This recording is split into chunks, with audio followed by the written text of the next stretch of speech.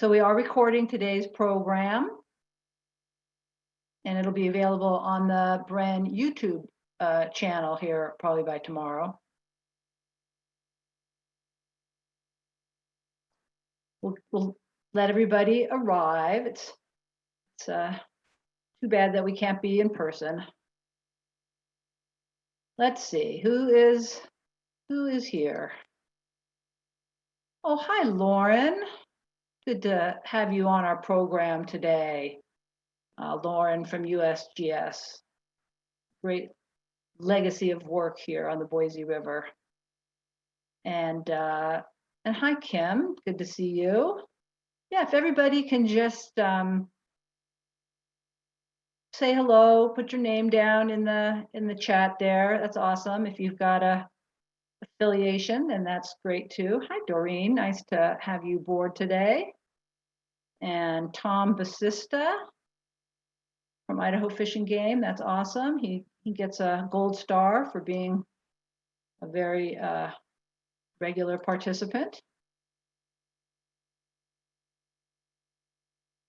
Again, I'm Liz Paul, and this is our Boise River Enhancement Network, our brown bag lunch program, now from the comfort of your own home or office, since we're still doing them on Zoom.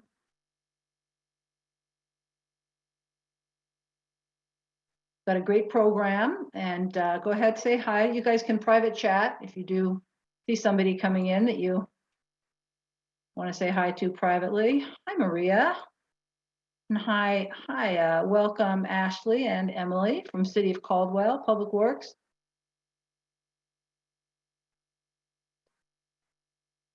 Excellent. Come on in. We have a great program today. It is being recorded it'll be posted onto the Bren YouTube channel. You can find recordings of many of our programs. All of our more recent ones are recorded, and some of our old ones were recorded too. Not quite as professionally as Zoom allows you to do it. But anyway, if you just go to YouTube and search for Boise River Enhancement Network, you'll find us. And if you do have questions during the program today, then feel free to put them into the chat. And then at the end, of course, you can put your questions into chat. But if you have something that you need some clarification, even during the talk, then feel free to do that. Welcome, everybody. We do appreciate you keeping your audio and your video off. That helps everybody be able to concentrate, and say hi to everybody in the chat. Hopefully we'll be able to get together and people can actually meet each other face to face before too long.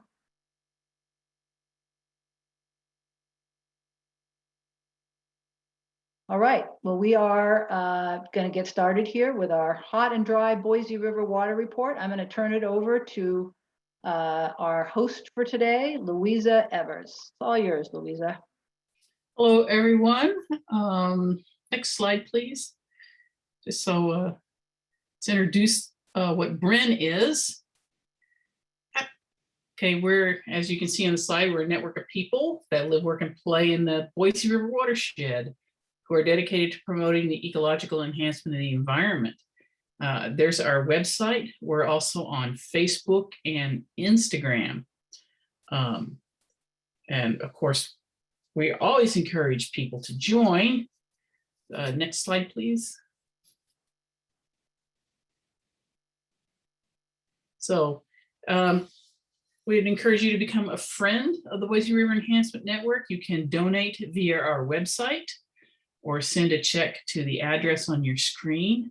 And in case you're interested, this picture is a gal who was participated in our crayfish gathering project that we're doing with the University of Idaho, looking at mercury in the environment along the Boise River. A lot of people participated in that and they had a great time. And the Boise River Enhancement Network does do a lot of projects like this, and we hope everyone has fun doing them. So next, I'd like to introduce our speaker. So David Hoekema is a hydrologist with the Idaho Department of Water Resources.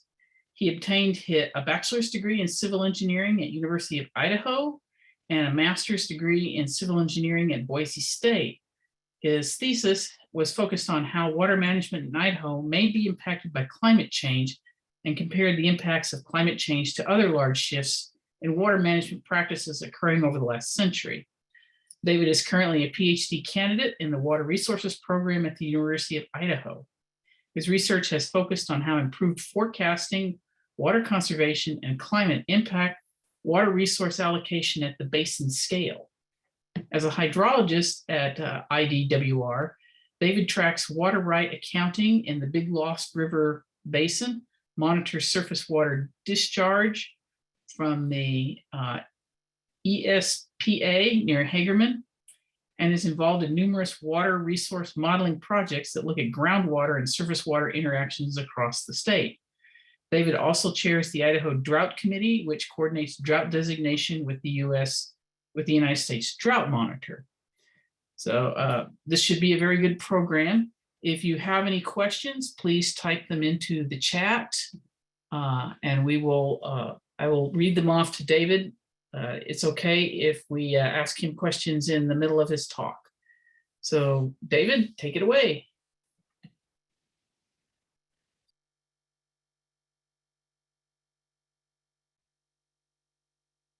You're muted, David. Yep, go ahead, unmute yourself and just go Always ahead. helps to unmute yourself in these things. And then go Okay. ahead, share your screen. Yeah, thank you for the introduction. And we'll get started here with the presentation. So what I'm here to present is the drought of 2021. As many of you who have been tracking it may know, if you haven't been tracking it, some of this will be new information. But I wanted to get into detail on this drought because I would call this the drought that no one really saw coming. And I'll show you why as we're stepping through it. I'll start off with a few introductory slides to cover some basic material, and then we'll dive into the history of drought in the Boise Basin and why this drought is so unique, and then kind of what we're expecting for the future. We don't have any strong forecast for the future, but we have some expectations, and expectations aren't real bright at this point, but we'll get to that at the end. So this presentation may end on a bit of a not so happy note, but you know, it might be fitting for this period of time we're in, I guess. So we'll go ahead and get started. Let's see.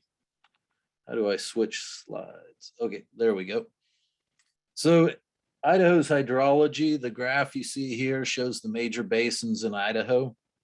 So in this presentation, we're going to be talking about temperature and precipitation distribution. And when we do so, we'll be referring to the Middle Snake region. So if you can see my mouse, the Middle Snake represents this area outlined in green that includes the Boise River Basin, the Payette River Basin, the Burnt River, the Powder River, the Hawaii River Basin. So kind of this whole region. So when we're talking temperature and precipitation, we're talking regionally in what we call the Middle Snake. And I've highlighted the Middle Snake here in red. Everything we talk about from a river flow perspective will tie in directly to the Boise River. So when we're looking at the Boise River Basin, we have three unregulated gauges that represent the unregulated flow in the basin. One gauge is at Moores Creek, flows down into Arrow Rock and Lucky Peak Reservoir, represents about 9.3% of the flow on average. Then we have the Twin Springs gauge, which represents about 50% of the flow. And then we have the Featherville gauge right above Anderson Ranch Reservoir, which represents about a quarter of the flow in the basin. Those all come, and then we have this section down below the unregulated part. This is what we consider the regulated part of the river. And we get about 18% more flow in that area. So really the heart of the basin from a precipitation perspective is above Twin Springs. And then we add in another half with Featherville and Morse Creek. And then, of course, the bottom of the basin, this is where most of the inhabitants live. We have Parma down here where the Boise enters the Snake. Then we go to Caldwell, Eagle, and Boise. And so most of the population, most of the water use is down here, but most of the water that accumulates in the basin, accumulates as snow in the wintertime, is stored up here, and then it melts out through April, May, and June, is captured in the reservoirs in the system, and then distributed throughout the summer. So if we look at the reservoirs in the system, there's 4 major reservoirs and a number of minor reservoirs. But of the major reservoirs, the oldest is Lake Lowell, or the Deer Flat Reservoir is what it used to be called. It represents about 14% of the storage, and it's operated by the New York Project Board of Control. Then Arrow Rock was completed by the Bureau in 1915. It represents 1/4 of the storage. Anderson Ranch was completed by the Bureau in 1950. It represents 37% of the storage. And then Lucky Peak, which was the last major reservoir in the system, was completed in 1955 by the Army Corps of Engineers and was developed mainly for flood control purposes. So if you look at the total storage in the system, we have a little over 1 million acre-feet of storage with these 4 reservoirs that are coordinated together. If you look at this, this is today's hydromet diagram, teacup diagram is what it's called. You can see Arrow Rock and Lucky Peak are quite low. That's because they're the easiest reservoirs to fill. They'll fill almost every year except you have a significant drought going on. I think even this year, both of these reservoirs filled. Anderson Ranch is the hardest to fill, also the furthest upstream. As you'll recall, that part of the basin represents about 1/4 of the flow. And so this reservoir is very difficult to fill. So they try to keep as much storage up there as possible. That's kind of the last release in the basin. The Bureau has stopped releasing storage out of these 3 reservoirs, and they're holding the reservoir system relatively flat. I think there's a little inflow coming in, but right now the carryover in these 3 reservoirs is 225,000 acre-feet. On September 1st, we were about 400,000 acre-feet, or was it 200,000? Maybe it was 200,000 acre-feet below where we typically are this time of year. And then Lake Lowell, they try to keep that as high as possible because they have a narrow window to fill that, usually between March and sometime in April, March and whenever they start filling it in February, and then they're cut off once the irrigation on the New York gets high enough that they can't get water all the way through the New York Canal out to Lake Lowell. So that's a little bit on how the reservoir system operates. And then we're going to be looking at a lot of box plots. So for anybody who's not up to speed on their statistics, I'll give you a quick rundown. A box plot starts with a box in the middle, and that represents the expectation of what we should see under normal conditions. So when we're looking at a normal in hydrology, we're referring to the last 30 years of record. And so in this case, our normal is 1991 to 2020. And so in this box plot, I've included all the various years, and this is for the Boise River at Twin Springs gauge. So this is what we consider typical. It represents 50% of the data. And then we would call it a pluvial or the flood type of events. And that represents the top 25% of the flow volume over the last 30 years.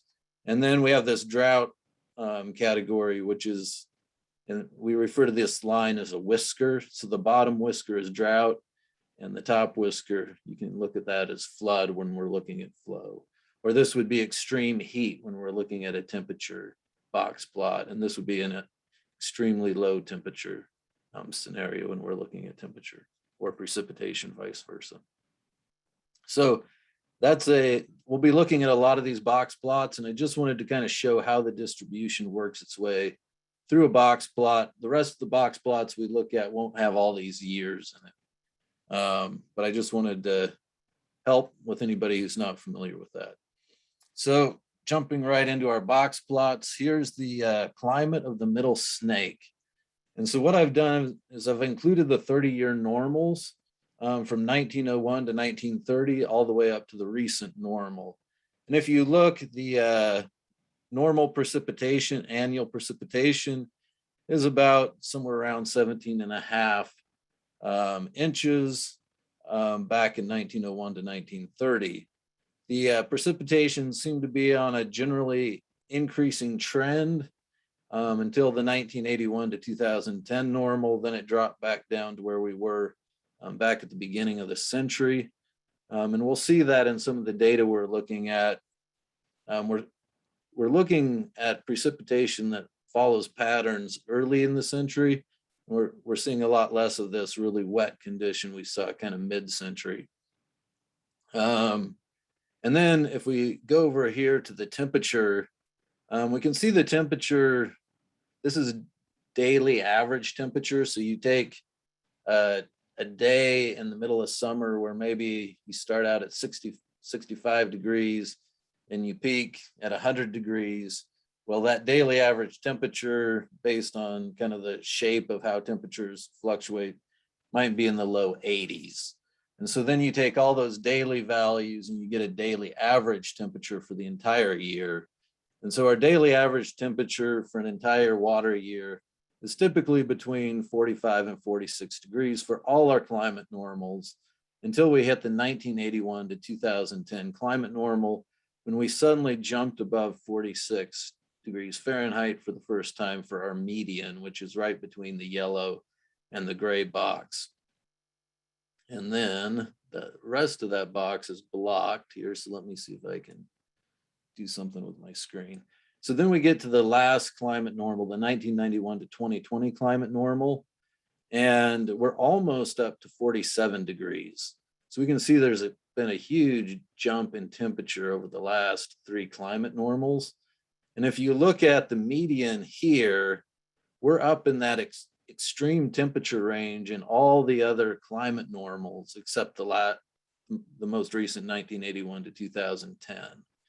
So as we're looking back at temperature conditions, we'll always be referring to this 1991 to 2020 climate normal. But just remember, that's in the extreme temperature range in historic climate beyond the 1981-2010 period.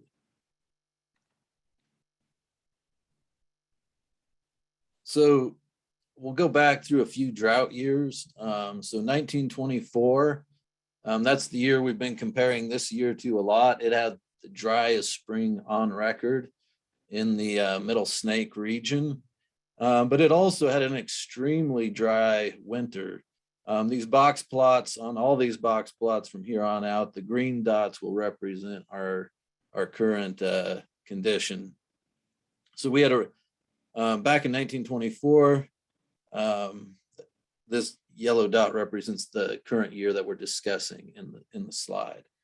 So we had a wet October in 1924, and then the rest of the year was very dry, except for a wet February and an extremely dry spring. And then we go into our dry period of the year where we're always dry. And so when we look at temperatures, the temperature that year is pretty close to what we're seeing this year, which again, are within this climate normal, it's about average. But again, you got to think these climate normals back in 1924 would have dropped significantly. So you're looking at a very hot year, hotter than would have been expected in 1924. And these graphs on the top, we're going to continue to see these for the next couple slides. This refers to the standardized precipitation and evapotranspiration index. It's a drought index, and when you're looking at the dark red, that represents an exceptional level of drought. The bright red represents extreme drought. The orange, severe drought. So we were between extreme and severe drought up here in the Boise Basin back in 1924. So that's the driest spring on record. And then we go to 1934, which was the hottest year on record, far and away. It's beat anything we've seen within the last, anything we've seen since 1934. And if you look at the drought, you can see the extent of drought across the West. Actually, this drought extended all the way across the United States. I believe it's the only year perhaps where we had drought across the entire country, with wet conditions only in Puget Sound, up around the Flathead region, and then down at the very tip of Florida was the only areas where we had wetter than normal conditions. And then up in the corner of Maine, they had normal conditions. But the rest of the country was in drought that year. In 1935, the following year, was the peak of the Dust Bowl in the Midwest. So when you look at this, from a precipitation perspective, it's not that bad up and through March, but then in April and May, it was pretty dry. The June was fairly wet, and then it dried out again. But when you look at the temperatures, and this is looking at today's climate normal, so imagine what that would have been like back in 1934, where the climate normals were quite a bit less. If we go back, I'd like to show that real quickly here. If we look at these temperature normals, if you look at the whiskers here, 1934 is up at the top. The next closest year on record was somewhere right around 48 degrees, and then it dropped down. The rest of the years all fell within this category. So all three of these climate normals represent 1934, because the 1930s falls in all three of those. So that's why there's such a distribution here, is that really anomalous year. So, think about what that must have been like. It was a shock to have that kind of temperature. If you look at the Boise Basin itself, as you can tell from the precipitation graph, the drought was kind of moderate to drier than normal conditions as far as water went, but then the extreme temperature really impacted the drought. And that's probably the closest year we have to the present year, although we don't have a really good analogous year to 2021. So then 1977, this is a classic year of drought, often referred to across the Western United States as the year without snow. And so if you look at the precipitation, there just was nothing through the winter until March, way below anything, especially in December there, almost nothing for precipitation. And then the temperatures, they're pretty typical for what we would expect to see today. And then kind of to speed along our drought discussion on the Boise River, I've got this graph. And this comes from the Surface Water Supply Index, which we refer to as the SWASI. And so when you're looking at this graph, the reservoir content of all three Boise River reservoirs on the main stem of the Boise, so Lucky Peak, Arrow Rock, and Anderson Ranch, their content is represented by the dark portion of the bar. And then the flow from April 1st to September 30th is shown by the light blue section of the bar. And what makes this such a powerful graph is the NRCS has gone into almost every basin in Idaho and asked, what is your adequate supply for irrigation? And so on the Boise River, between our reservoir storage and the runoff after April 1st, we need 1.5 million acre feet, which is what is represented by this red line. And so what I've done is, in all the years that are drought years where we failed to hit that red bar, I show here what the snowpack looked like, or what we refer to as the SWE, the snow water equivalent. And so in 1987, the first year in this drought section, we had 58% of normal snowpack. Then we had better runoff the following year, but less carryover in the reservoir. And so with 79% SWE or snowpack, still, again, a drought year. Then there was a brief recovery in 1989. Then our snowpack was 79, 70, 47%, hitting our lowest year on record for water supply from 1981 to the present. Then again, another drought in 1994. Then we went through a wet period, went back into drought in 2001 with 51% of normal snowpack. Then 2004 was a year where we just came short of our adequate water supply. And we had 500,000 acre feet of storage in the reservoir and 67% of normal snowpack, and we just barely came short. Then 2013 was the next dry year with 55% of normal snowpack and quite a bit more storage, but we didn't quite have enough. And so these last three bars represent various forecasts on April 1st. And at that time, we had 91% of normal snowpack. And so this 50% represents the main forecast, and then these are drier forecasts. So if the spring precip comes in a little lower, you drop down into the 70th exceedance forecast, and then the 90th exceedance forecast. And so because we saw the precipitation was going fine through the winter, as you can see with the snowpack, and then it pretty much turned off in March. So by April, we were beginning to get concerned, and we were telling people, when you're planning irrigation, you might plan for the 70th, maybe on the extreme side, the 90th exceedance forecast. So, under really bad conditions, we might have just a slight amount of shortages here in the river system. And it ends up, the actual flow came in less than the 90% exceedance forecast. And so, last year we had a La Nina.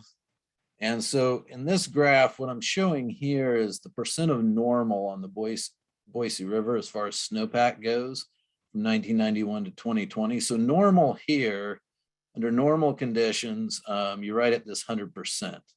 And so then what I did is I took only the La Nina years and I developed this box plot distribution. So you can see in a La Nina, the median in all basins across Idaho, going from the Kootenai down to the Hawaii, are above 100%. Barely, of course, on Salmon Falls Tract, where a La Nina year makes little difference at all. But throughout the rest of Idaho, typically a La Nina year gives you a better snowpack than normal. When we look at the Boise River, 75% of the time during a La Nina, we expect to be above 100% snowpack. And this year we came in at 91%. So you can kind of see how this year fell in the distribution. So then if you look at the temperature and precipitation for 2021, and then you can see that the precipitation was dry in October. I think it says dry in October. Yeah, it was dry in October. November, a little wetter than normal. December, really dry, miserable skiing.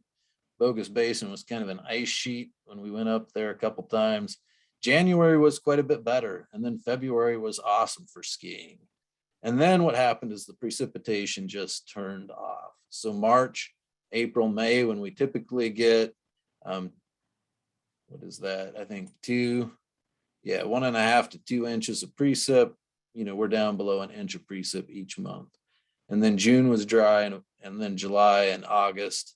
And I think August and September here are zeros, because when I produced this graph, it hadn't been, those months hadn't passed yet. So ignore the green dots down here, but you can see how dry it was in the spring.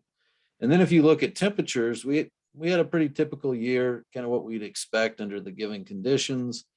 And then ignore this one here, this November, August, and September. The data hadn't come in yet for those months. There was an issue in the database, so we can't show those. And of course, these hadn't happened yet.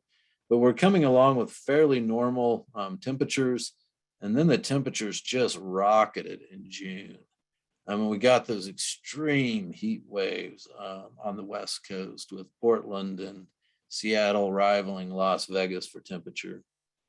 And even here in Idaho, the temperatures were quite high, not quite that extreme, but when you add these 2 months together, that was a record-setting temperature. We haven't seen June and July combined together have that high of a daily average temperature. So what we ended up with was a pretty good snowpack. So everybody's preparing for a year that ought to be fairly normal. Then the precipitation turns off. We're super dry. And then we hit this period when runoff ought to be peaking in the Boise Basin in May and June. But with this drought year, I think we peaked closer to May. We were coming down in June, and by July, with these extreme temperatures, we were starting to set record low priority cuts on the Boise River for water rights. The water master was seeing water rights he doesn't typically see cut really low. And then in August, actually, this month, he had to cut priorities back to the lowest he's ever seen it. And I think we set a new record as far as the number of water rights that got cut in August, which forces a lot more storage use than would be normal. When you cut off people's natural flow right, then they have to make up for that with storage water. And Hey, so David. what we're, yeah, Hey, go David. ahead. This is Liz. Can you just do a couple sentences about first in time, first in right, just that basic of water rights, just how it works? Yeah, sure. So when the basin first was settled in the 1860s, they settled most of the area down along the river bottom. And so the oldest priorities on the Boise River start in the 1860s and go up into the 1880s and mainly cover the river bottom below the benches.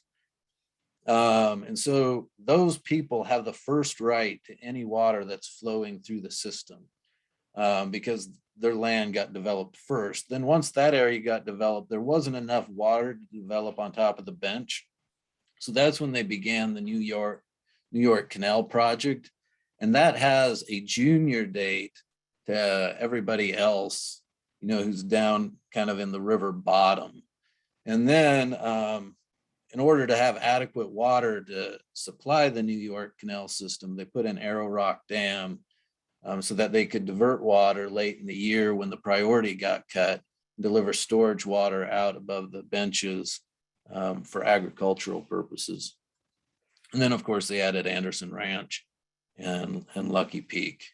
So what was happening is we were cutting priorities down for those people in the bottom of the basin that have some of the most senior water rights. And so a lot of those users also have very limited storage because they've just tended to rely on these very senior rights. And so to see those cut is pretty shocking. And there was kind of a YouTube thing where there was an onion farmer who just before the monsoon hit was like, I'm gonna lose my whole crop of onions. And it was kind of an internet sensation. YouTube or Twitter, or one of those accounts kind of took off and went viral.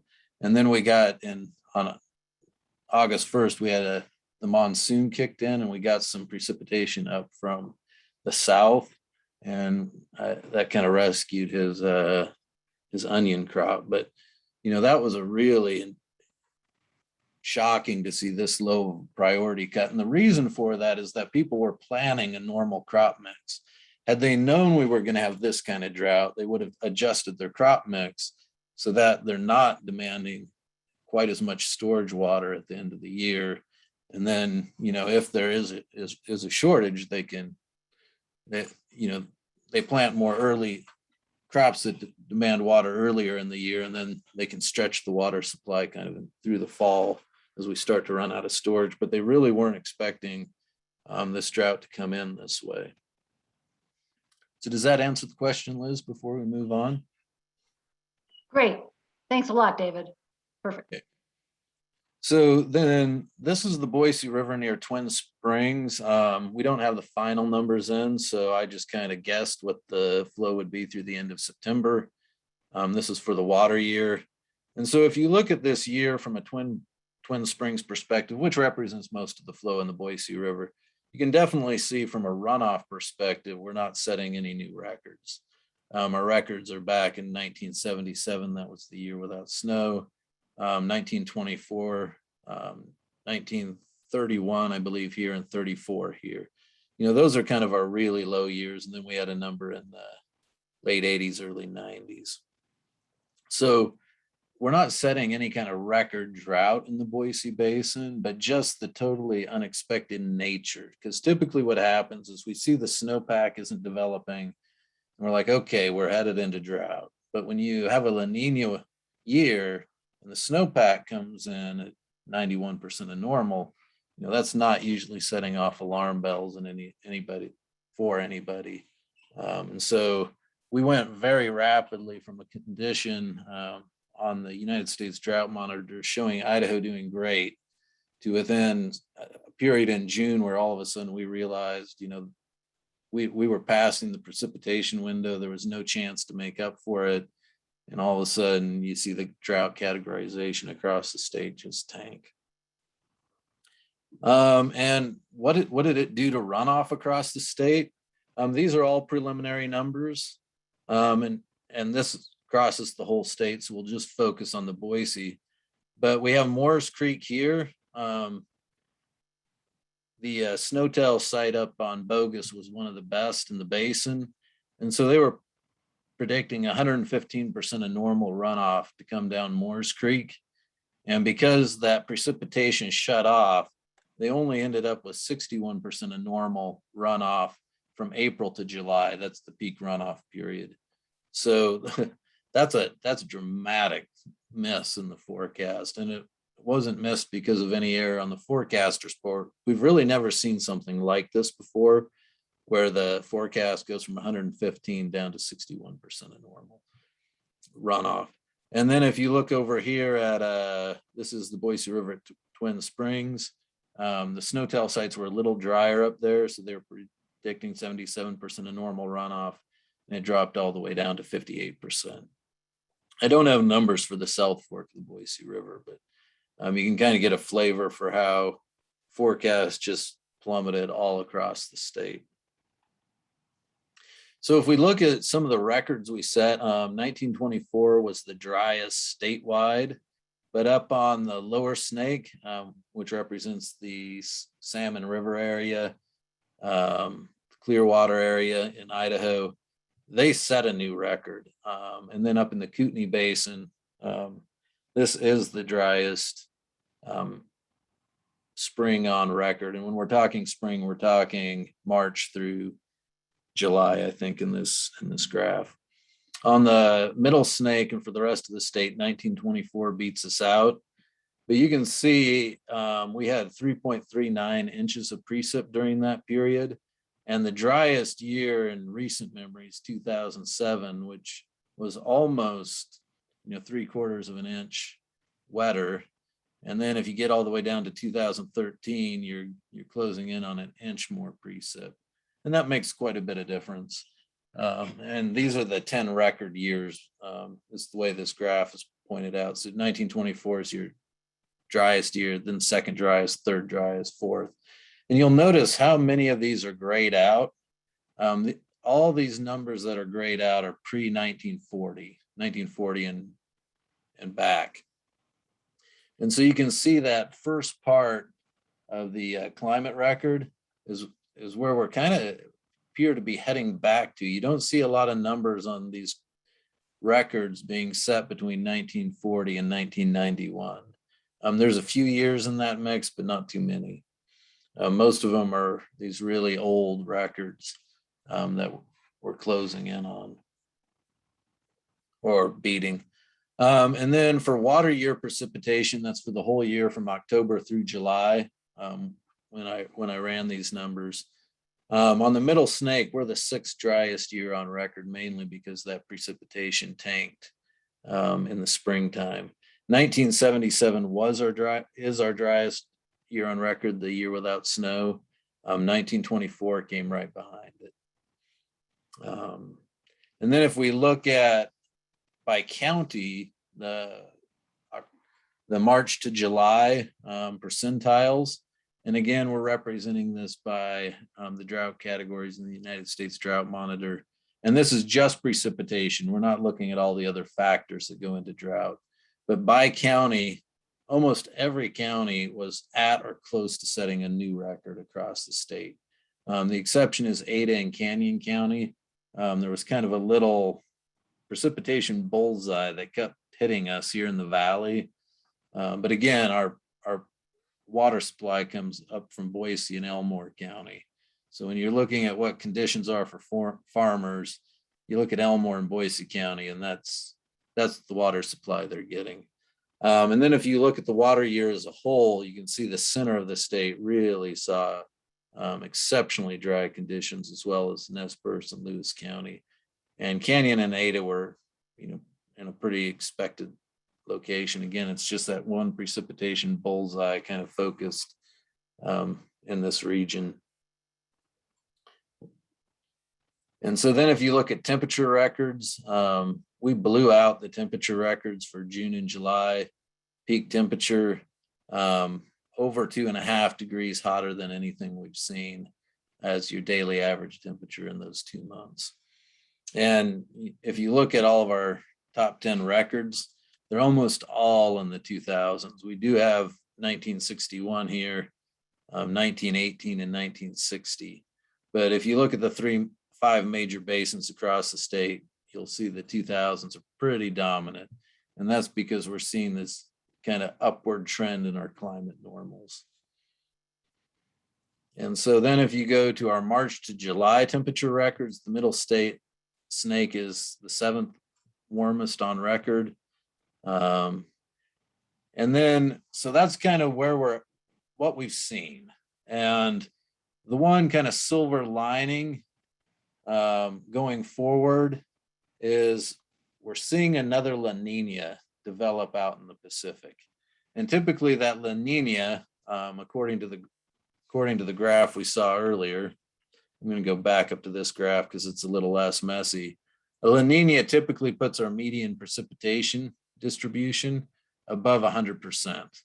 But when we look back here, we do see a very concerning trend. And this kind of takes the joy out of the silver lining of seeing a La Nina develop. We're going to go through years of consecutive La Ninas, and we don't have a physical explanation at this point as to why this happens. But the trend is you start out with a La Nina, and then the preceding year or the year after that, if it's a La Nina, it's drier than the previous La Nina. And so we had 3 La Nina years in a row from 1999 to 2001. And in 99 on the Boise, we were close to our record snowpack for a La Nina year. Then the second La Nina brought us into the dry side of the expectation. And 2001 put us to the lowest La Nina on record. So through these 3 La Ninas, we progressed from extremely wet to an expected La Nina to a very dry La Nina 2001. And that's a trend that goes across almost all the basins in the state. Then the next time we had consecutive La Ninas was 2008 to 2009. These upper dots represent 2008, and then the bottom dots represent 2009. So on the Boise, we were right around an average La Nina at probably almost 125% of normal. And then our next La Nina was just under 100% of normal snowpack. And you can see again, that trend is very consistent across the state.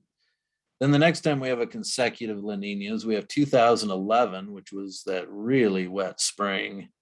And then 2012. And if we look at snowpack on April 1st, we go from pretty much an average La Nina, which is wetter than normal, to a slightly drier La Nina. And if you look across the state, that drop was pretty dramatic, kind of in the basins along the southern edge of the state. And there was a flip-flop in a couple basins up north, but as a trend, that second La Nina was drier than the first. And so then again, in 2017, we had that crazy winter. And on the Boise, we're setting a record high snowpack. And then the following 2018, We got really low on that. We dropped below, the expectation. So here we're at, again, 2018, that would have put us in about, looks like 70% of normal snowpack.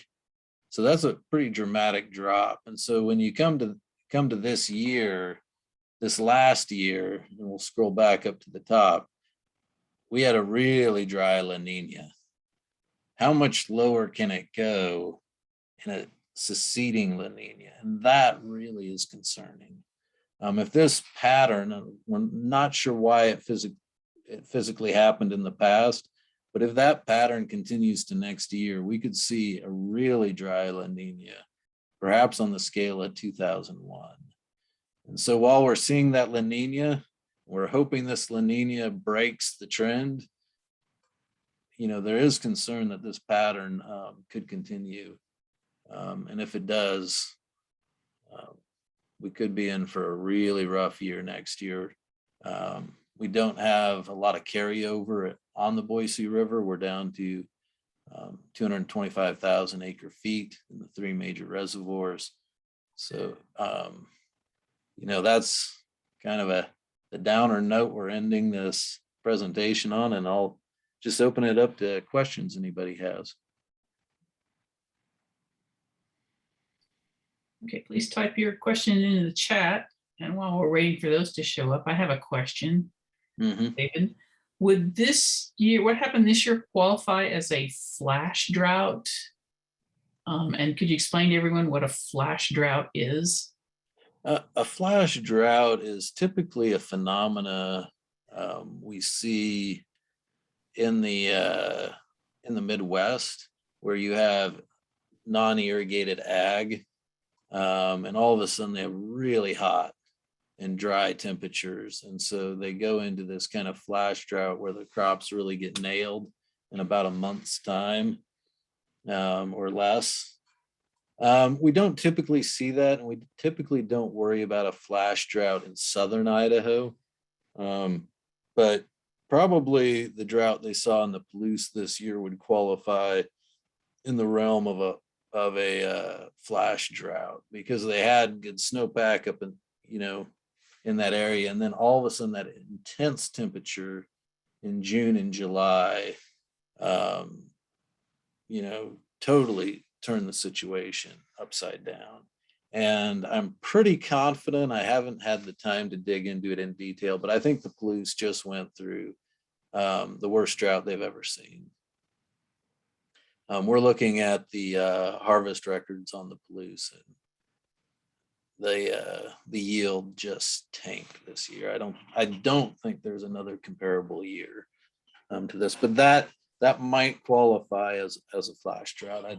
I haven't dug into the Palouse drought as much, as we're kind of a little bit focused down here with the irrigation in southern Idaho, but we're looking into details on that drought, and we'll have an update on the Palouse drought in the Idaho fall water supply meeting.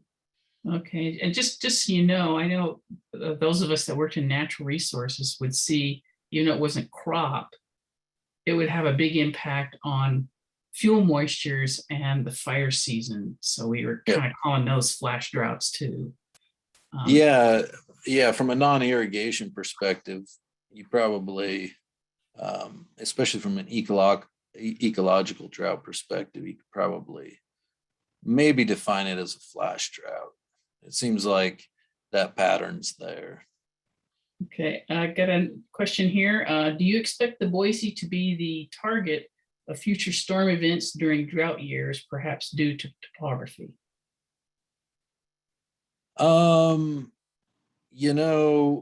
That was just kind of a phenomena where we were kind of a bullseye. If you look up at the Flathead Lake area, that was kind of the only area in Montana that didn't have drought. I went up there in July because my dad has about 30 acres up there. We went up there and we drove through the Palouse, and I was just shocked at the drought conditions in the Palouse. Then we got over to Flathead area, and they were just kind of the precipitation bullseye, and the grass was really high, and so I don't expect at all that's a phenomena we're going to see in the future. I think that was just kind of a quirk of this year. Okay. And It was not in the mountains at all. It was just a valley phenomena for a very small portion of the valley here in Ada and Canyon County. Okay. Okay. What do you know about winter flows in the lower Boise River? They're probably going to be pretty minimal this year. So I can't tell you as far as operations go, but the base flows in the system are probably going to be really low through this winter. Unless, this La Nina turns out wet and we start getting a lot of precip, but I'm pessimistic on that, seeing the past pattern of La Ninas. Okay. Given the current drought situation and hearing that water right applications are in a holding pattern, not being approved or denied, when would you expect IDWR to be able to make decisions on water right applications? That is totally out of my realm of expertise. So I really can't answer that. I don't do a lot of work with the water rights section. Okay. Is there any information about the condition of our underground aquifers? Overall, the Boise aquifer is in pretty good shape. We haven't had any long-term concerns on the Boise aquifer. There's some local concerns, certain areas there, but across the state with a lot of other aquifers like the East Snake Plain aquifer, because of the extremely low runoff this year, and being much below expectations. So the demand was higher than would typically be in a drought for water. We expect to see the aquifers across the state really hit hard when we go out in this winter to check aquifer levels. And so that has serious implications on our ability to meet the Swan Falls minimum stream flow and hit recovery targets on the aquifer. But we'll hopefully get a little bit more of a feel for that by maybe January, once all the fall measurements come in at the end of the irrigation season. Okay. Liz, Paul, I think this is for the Boise River. Current flow is 333 CFS. Median for this date is 560 CFS. Okay, here's another question. Have you read the IPCC this year? Does this seem on track with those predictions? I assume they mean the latest IPCC climate change report. Yeah, I haven't read it for this year, but I would guess it's on track. There's a lot of scientific research that has gone into that, and we're definitely seeing a pattern of warming temperatures. If you look at the last 3 decades that make up our current climate normal, all 3 of those decades, the temperatures are just rising. So if you look at the last decade, the median's even higher than the 30-year normal. I haven't read this year's. I read past ones. Yeah. As part of my former job, and it seems like the predictions that were made in past IPCC reports, change is happening faster than they originally thought it would. Is that your impression? Well, we're really warming up pretty rapidly. You can see in those climate normals. Let me pull back to that. This rapid increase of a degree, and this has occurred over 3 decades of climate normals. We've jumped to an area where the median is now up in the kind of the extreme category of the previous climate normals. And the median of the last decade is up here in the yellow range, right around 47 degrees.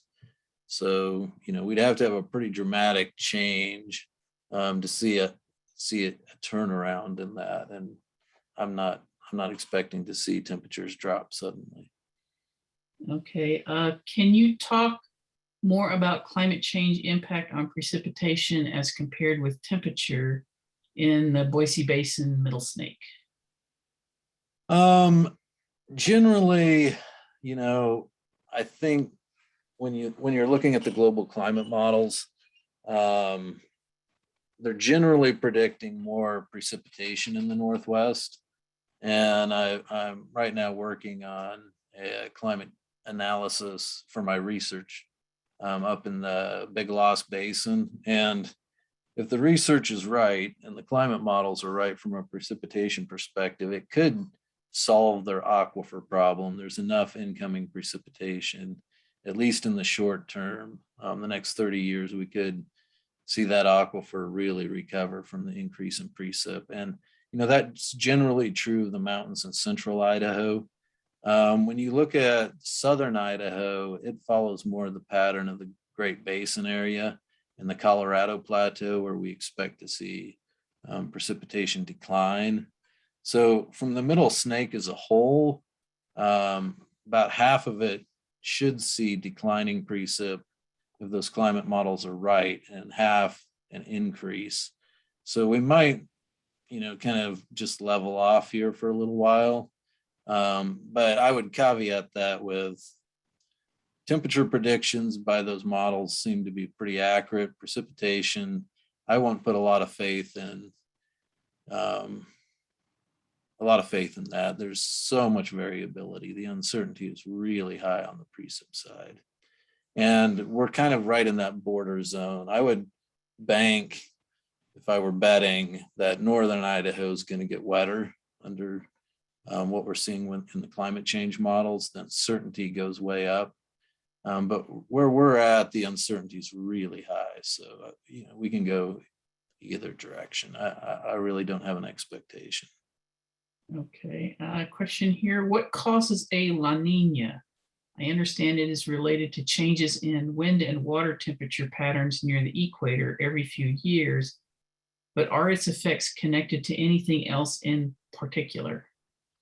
Well, really, the climate of the whole Pacific Northwest, Western United States is a product of what's going on in the Pacific Ocean, and not just along the equator, but the El Nino La Nina categorization is a kind of equatorial phenomena on atmospheric and oceanic temperatures anomalies along the equator. But we also have the Pacific Decadal Oscillation, and then a number of other kind of anomalous patterns that are developing in the Pacific. And we don't have a really strong grasp on how those all interplay together.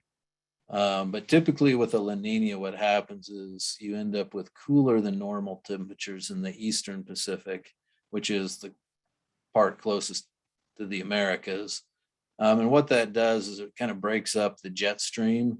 So you get a number of polar outbreaks in the wintertime that bring really cool temperatures down here.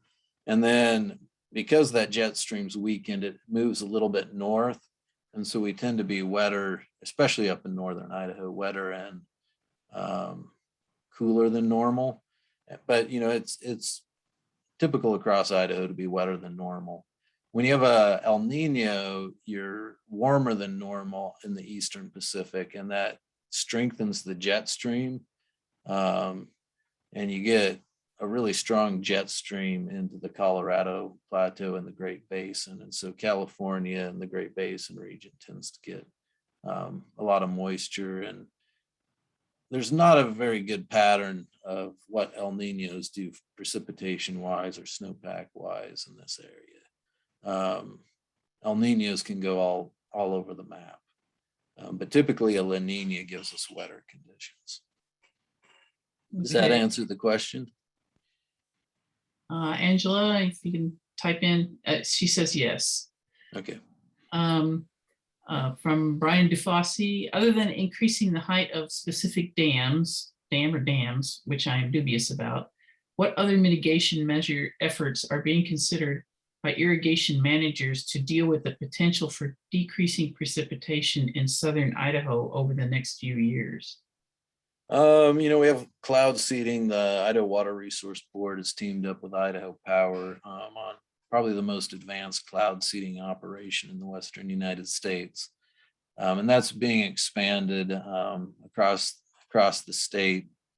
And that if there's the right storms coming through, and that can occur even in drought years, if you get just the right storm, you can seed the clouds and get a little more precip out of it. And then the other thing that we're doing, and it doesn't apply so much to the Boise Basin, but outside of the Boise Basin, there's a lot of aquifer recharge projects going on. And those are really helpful in maintaining base flows in the fall. And the spring discharge into the rivers is critical from a temperature perspective. So that aquifer recharge keeps the rivers cooler in the fall and the water up higher. And in large aquifer systems like the Snake, that effect can go on for several years. And we've really seen that with the recharge program on the Snake, in the Snake Basin.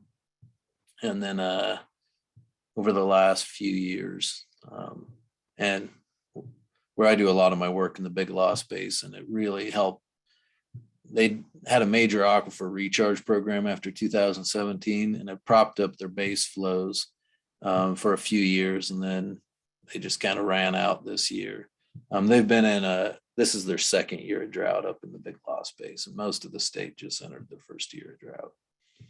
But the wood and the Big Lost, this is their second year of drought. Okay. Could you talk about what farmers can do if there is less than 1.5 million acre feet available? Adjusting your crop mix is what farmers often will do. There are late season crops and early season crops. So grain is an early season crop. You can stop irrigating depending on whether it's spring or winter wheat. You can, or spring grain or winter wheat. You can, typically cut off irrigation somewhere in July.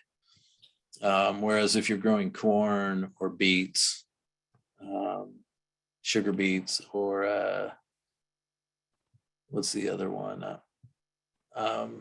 There's a couple others that, demand water later into the season. And I think we grow quite a bit of hops. I'm not sure what the pattern is on that, but my guess is it would be more of a late season type of crop. You can also adjust your crop for the total water need.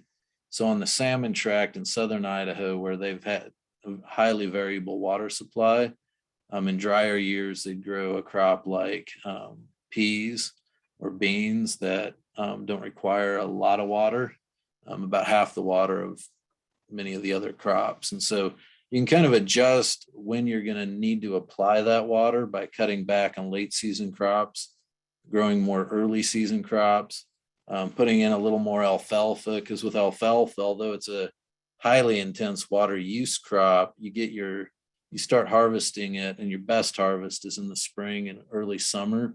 And so as you progress through the year, those harvests get weaker. And so you're getting most of your profit up front. And so by, kind of working with your crop mix, you can pull your demand earlier into the year. So you have less demand for storage water late in the season. All right, are there any other questions?